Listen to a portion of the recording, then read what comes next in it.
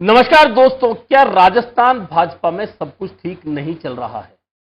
और बार बार इस तरह के बयान नेताओं के आ जाते हैं कि सब कुछ समझ आता है कि अंदर खाने कहीं ना कहीं कुछ गड़बड़ है।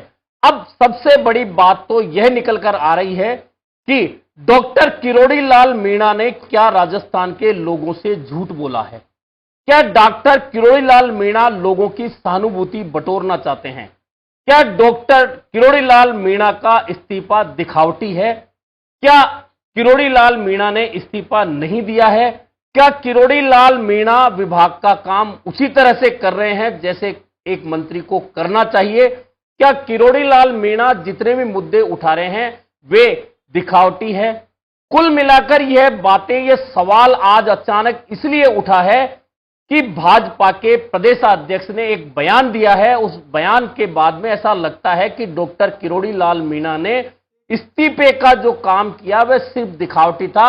और प्रदेशाध्यक्ष मदन राठौड़ ने एक बयान दिया है और उस बयान में दिया है कि किरोड़ी लाल मीणा नाराज नहीं है। किसने कहा वे नाराज हैं? और वे विभागों की फाइल उसी तरह से निकाल रहे हैं जैसे एक मंत्री को काम करना चाहिए। एक दो दिन में ही कुछ फाइलें उन्होंने निकाली है। यानी कि अगर प्रदेशाध्यक्ष मदन राठौड़ के इस बयान पर भरोसा कर लिया जाए और मान लिया जाए कि डॉक्टर किरोड़ी लाल मीणा फाइलें निपटा रहे हैं, तो फिर आखिरकार इस्तीफा दिया जाना, इस्तीफे के बाद में खुद को शिखंडी कहना और अलग अलग मंत्रियों के यहां ज्ञापन देने जाना, सरकार के खिलाफ बहुत सारे मुद्दे उठाना, ज्ञापन देने सीएमओ तक जाना, यानी कि बहुत सारे ऐसे काम किरोड़ी लाल मीणा पिछले दिनों से कर रहे हैं।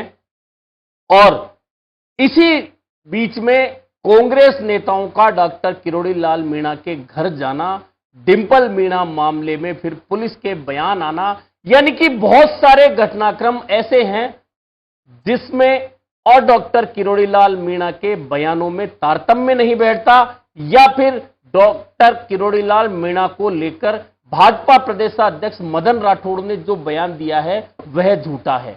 दरअसल डॉक्टर किरोड़ी लाल मीणा क्यों कर रहे हैं ऐसा, या उन्हें क्यों ऐसा करना चाहिए, यह तो तब समझ में आए जब इस बात का स्पष्टीकरण या तो भाजपा सरकार की तरफ से आए कि डॉक्टर किरोड़ी लाल मीणा का इस्तीफा उन्हें मिला है, हालांकि स्वीकार नहीं किया गया है, या डॉक्टर किरोड़ी लाल मीणा यह बात स्पष्ट करें कि मैंने इस्तीफा दे दिया है और मैं कोई भी विभागीय काम नहीं कर रहा हूं। दरअसल अब जो उपचुनाव होने हैं, 7 उपचुनाव, उनमें 2 विधानसभा सीटें ऐसी है जहां डॉक्टर किरोड़ी लाल मीणा की भूमिका बहुत महत्वपूर्ण हो जाती है। दोनों चुनाव में से एक है दौसा का उपचुनाव, दूसरा है देवली उनियारा विधानसभा का उपचुनाव। दोनों सीटों पर डॉक्टर किरोड़ी लाल मीणा की भूमिका बहुत महत्वपूर्ण हो जाती है। इसके अलावा अलवर रामगढ़ में जो उपचुनाव होगा वहां भी डॉक्टर किरोड़ी लाल मीणा की भूमिका कहीं ना कहीं भाजपा के लिए महत्वपूर्ण है। और कांग्रेस के सांसद मुरारी लाल मीणा ने 2 दिन पहले ही सवाल उठाया था कि भाजपा जब तक दौसा उपचुनाव में अपने पैर नहीं जमा सकती, जब तक कि डॉक्टर किरोड़ी लाल मीणा की नाराजगी दूर नहीं कर ले। भाजपा से डॉक्टर किरोड़ी लाल मीणा नाराज हैं और उन्होंने मंत्री पद से इस्तीफा दे दिया है। अब इसके जवाब में भाजपा प्रदेशाध्यक्ष से जब सवाल किया गया तो उन्होंने कहा कि कौन कहता है डॉक्टर किरोड़ी लाल मीणा नाराज हैं? कोई कार्यकर्ता, कोई नेता भाजपा से नाराज नहीं है, सब एक परिवार के सदस्य हैं और डॉक्टर किरोड़ी लाल मीणा मंत्री के रूप में फाइलें निपटा रहे हैं। 2 दिन पहले ही उन्होंने फाइलें निपटाई हैं। यानी कि या तो अब किरोड़ी लाल मीणा पूरी तरह से झूठे साबित होते हैं प्रदेशाध्यक्ष मदन राठौड़ के इस बयान के बाद, या फिर मदन राठौड़ इस तरह का बयान क्यों दे रहे हैं? दरअसल पहली बार ऐसा हो रहा है कि किसी मंत्री ने इस्तीफा दे दिया, सार्वजनिक रूप से उन्होंने कह दिया कि मैंने अपना पद छोड़ दिया है, इस्तीफा दे दिया है, लेकिन पूरा विधानसभा सत्र निकल गया।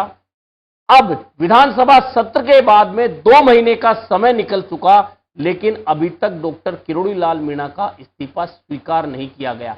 अब अगर डॉक्टर किरोड़ीलाल मीणा मंत्री के तौर पर फाइलें निपटा रहे हैं तो फिर सवालिया निशान लगता है भाजपा सरकार पर। और सवालिया निशान यह लगता है कि यदि डॉक्टर किरोड़ीलाल मीणा मंत्री के रूप में काम ही कर रहे हैं तो विधानसभा के सत्र में वे क्यों नहीं आए, और सरकार ने डॉक्टर किरोड़ीलाल मीणा के विभागों के जवाब देने के लिए 2 जूनियर मंत्रियों को जिम्मेदारी क्यों दी थी।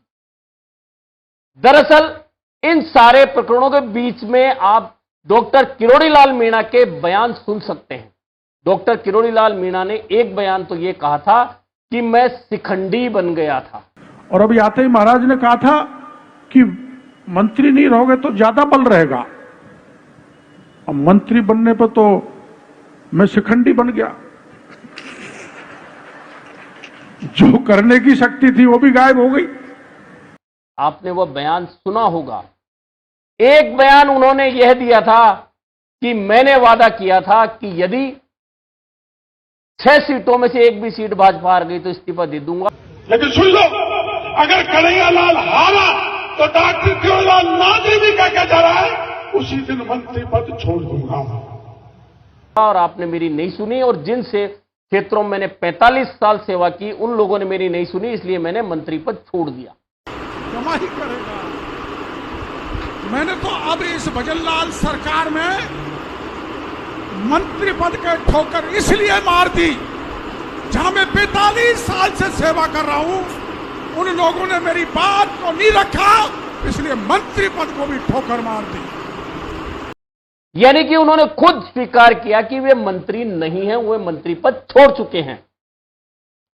तो फिर आखिरकार भाजपा के प्रदेशाध्यक्ष मदन राठौड़ किरोड़ीलाल मीणा के उन बयानों को झूठा क्यों साबित करना चाहते हैं। यह सही है कि दौसा और देवली उनियारा दोनों विधानसभा उपचुनाव में डॉक्टर किरोड़ीलाल मीणा की जरूरत भाजपा को है, और ऊपरी तौर पर नहीं, अगर डॉक्टर किरोड़ीलाल मीणा मन लगाकर पार्टी के साथ अगर इन दोनों विधानसभा सीटों पर काम नहीं करेंगे तो समझ सकते हैं कि भाजपा की स्थिति इन दोनों ही सीटों पर बेहद खराब हो सकती है। और एक मजेदार बात यह भी है कि दौसा विधानसभा उपचुनाव में डॉक्टर किरोड़ीलाल मीणा के भाई जगमोहन लगातार जनसंपर्क में जुटे हुए हैं, और कहीं ना कहीं बातचीत यह चल रही है कि डॉक्टर किरोड़ीलाल मीणा अपने भाई के लिए विधानसभा उपचुनाव का टिकट चाहते हैं। हालांकि डॉक्टर किरोड़ीलाल मीणा ने कभी भी अपने मुंह से यह बात नहीं कही कि मेरे भाई को टिकट दिलाना चाहता हूं, मेरे भाई को टिकट दो। वे बड़े समझदार राजनीतिज्ञ अब तक साबित हुए हैं डॉक्टर किरोड़ीलाल मीणा, लेकिन क्योंकि उनके भाई लगातार जनसंपर्क में जुटे हुए हैं तो कहीं ना कहीं एक कड़ी जुड़ती है कि क्या कहीं कोई ऐसी शर्त किरोड़ीलाल मीणा और भाजपा के बीच में तय हो सकती है जिसमें टिकट उनके घर परिवार के सदस्य, उनके भाई जगमोहन को मिल जाए और डॉक्टर किरोड़ीलाल मीणा अपना इस्तीफा वापस ले ले। क्या इसीलिए भाजपा प्रदेशाध्यक्ष मदन राठौड़ ने यह बयान दिया है कि डॉक्टर किरोड़ीलाल मीणा नाराज नहीं हैं और मंत्री पद पर काम कर रहे हैं।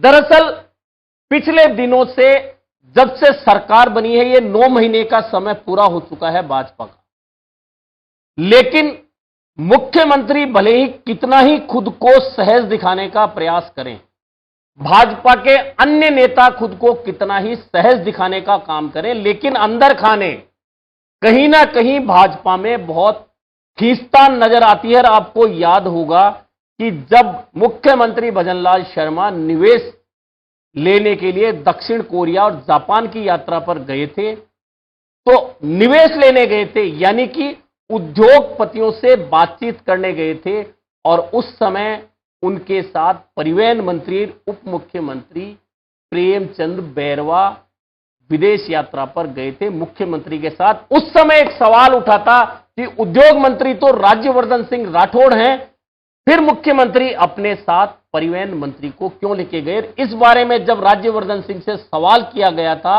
उस यात्रा के दौरान जयपुर में, तो बहुत सधा हुआ जवाब दिया था, लेकिन उसके राजनीतिक मायने बहुत थे। राज्यवर्धन सिंह राठौड़ ने उस वक्त कहा था कि फिर यहां भी तो प्रेस कॉन्फ्रेंस करने के लिए कोई मंत्री रहना चाहिए, यानी कि जो उद्योग मंत्री निवेश लाने के लिए विदेश जाने चाहिए थे मुख्यमंत्री के साथ, वे नहीं गए और वे यहां कह रहे हैं कि कोई मंत्री तो प्रेस कॉन्फ्रेंस करने के लिए भी रहना चाहिए। यानी कि इसके बड़े राजनीतिक मायने हैं कि राज्यवर्धन सिंह राठौड़ उद्योग मंत्री होने के बावजूद मुख्यमंत्री के साथ नहीं थे और परिवहन मंत्री, जिनका निवेश से कोई लेना देना नहीं था, वे मुख्यमंत्री के साथ थे। यानी कि यह स्थिति भी भाजपा की असहजता जो सरकार में बनी हुई है वह दिखा रही है। ऐसे में अब भाजपा प्रदेशाध्यक्ष मदन राठौड़ का यह बयान कि डॉक्टर किरोड़ी लाल मीणा नाराज नहीं है, मंत्री के तौर पर वे फाइलें लगातार निपटा रहे हैं, उन्होंने फाइलें निपटाई है।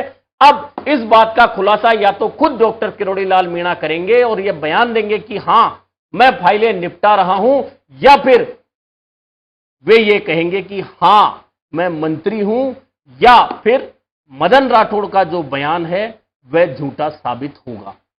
हालांकि चुनाव से पहले जो उपचुनाव होने हैं संभवतः नवंबर दिसंबर में राजस्थान में, उससे पहले भाजपा में इस तरह के कई बयान देखने को मिलेंगे जहां नेता असहज नजर आएंगे और उस असहजता के बीच जब उपचुनाव में भाजपा उतरेगी तो कहीं ना कहीं ऐसे बयानों का सामना निचले स्तर से लेकर पार्टी के अंदर और सरकार तक में उठेंगे कि आखिरकार यह असहजता खत्म कब होने वाली। अभी के लिए इतना ही, फिर मिलेंगे नए मुद्दे पर चर्चा के।